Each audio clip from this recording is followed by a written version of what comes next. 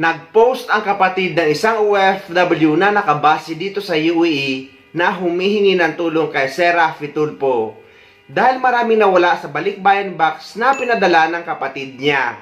Ang hiling ng kapatid ng OFW ay maibalik ang mga laman ng balikbayan box na nawala na pinadala ng kapatid niya sa Mabuhay Cargo. Ang ginawa kasi sa balikbayan box nila ay binutas ito saka kinuha ang laman. At ang ginawa ng nagnakaw para hindi mahalata na binutas ang box ay tinakpan muli ito ng tape. Bilang isang OFW ay ramdam ko kung gaano kahirap magpuno ng isang balikbayan box. Tapos ganito lang ang mangyayari. Yan yan Dako Yan, amo day ni pagkuan ini. Dugay day. Oh. Dugay. Pilay na pagkuotan mga kamot nga din nila. Bukid ba na kitungod kay ila. Anomalya na gibuhat. Ani. Na. Ayan di May tape na ayan di ini ilahan tape na gitipan, gigisian.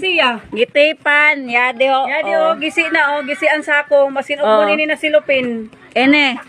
Gisi na sako, gipulihan ng tape na kuan. Gigisi ang sako.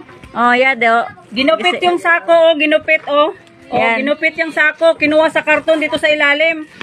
Yan Laking butas niyan Inano lang, tinip ulit ng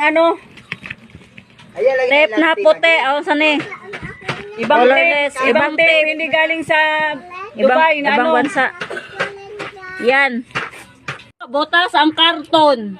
ini? Ya, di on gisi ng karton, dili parehanan ini na style na. Ya de gisi.